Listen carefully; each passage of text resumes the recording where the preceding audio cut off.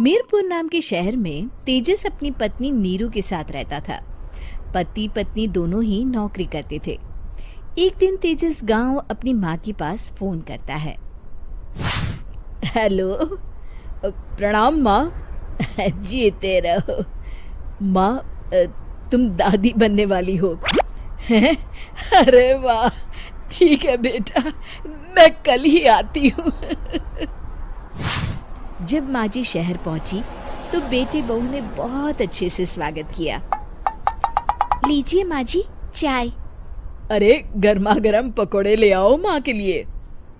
नीरू रसोई में गई और 2 मिनट में ही पकोड़े ले आई। जी ये लीजिए। बहू जादू से बनाए हैं क्या? अभी तो रसोई में गई थी। यम्मी। माँ जी, शीला रसोई में पकोड़े तल रही है, मैं बस लेकर आई। हे भगवान, मेरा धर्म भ्रष्ट कर दिया तूने। अब तो गंगा जल से शुद्धिकरण करना होगा। दूसरे दिन, माँ जी मैंने नाश्ता बना दिया है, ऑफिस जा रही हूँ। पर अभी तो घर का सारा काम पड़ा है। शीला आती ही होगी, झाड़ू पोछा बर्तन कपड़े वो सब कर लेगी। हमारे जमाने में घर का सारा काम हम ही करते थे। जी माँ जी, आप बहुत होशियार हैं, मैं घर ऑफिस दोनों नहीं संभाल पाती। तो जरूरत क्या है घर से बाहर जाकर चाकरी करने की? वैसे भी घर का काम खुद करने से घर में बरकत आती है, समझी? पर माँ जी। पर वर कुछ नहीं, इस महीने की पगार मिले फिर ऑफिस बंद। हाँ। रात को नीरू तेजस से कहती है, सुनिए जी, माँ जी बोल रही थी कि मैं नौकरी छोड़ दूं। वैसे ठीक ही तो है, अभी तुम्हें आराम की जरूरत है। फिर भी आराम कहाँ, शीला को छुड़ाने के लिए बोल रही थी। तो अब 24 घंटे में इतना काम तो कर ही सकती हो। पर जॉब पसंद है मुझे, घर पर मन नहीं लगेगा। अगले दिन जब दोनों ऑफिस के लिए निकल रहे थे, मेरी तो कोई कीमत ही नहीं है इस घर में। माँ जी, आजकल महंगाई बहुत है, रहन सहन भी बदल गया है, दोनों नौकरी करते हैं तभी ठीक रहता है। अच्छा, तू कहना क्या चाहती है? मेरा बेटा तुझे बिठा के खिला नहीं सकता? तू ही इस घर का खर्च चला रही है, हैं? नहीं माँ जी, मेरा वो मतलब नहीं था। मतलब खूब समझती हूँ, ये बाल धूप में सफेद नहीं किए मैंने। हाँ। अब तो ये रोज का काम हो गया था। तेजस भी रोज की झिकझिक से परेशान हो गया था। एक दिन उसने कहा, नीरू, वैसे भी तुम्हें मैटरनिटी लीव मिलने वाली है, तो अभी से ही छुट्टी ले लो। पर क्या, मेरी सैलरी अच्छी खासी है। आखिर नीरू ने रिजाइन कर दिया।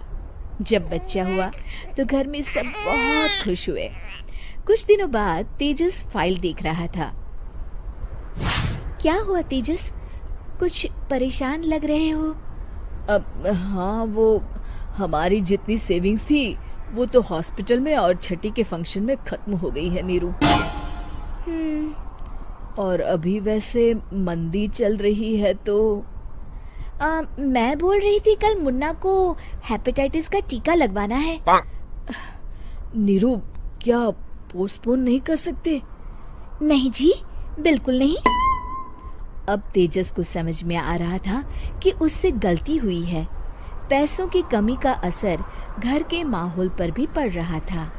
अगले दिन, बेटा मेरा चश्मा और ये दवाइयाँ ले आना, पर्चा देते हुए माँ जी ने कहा। जी। तेजस, मुन्ना के लिए दूध का डिब्बा और डायपर भी ले आना, और ये किराने के सामान की लिस्ट है, इसे भी लाना है। तेजस गुस्से में लिस्ट मरोड़कर फेंकता है और चिल्लाता है, पैसे क्या पेड़ पर उगते हैं?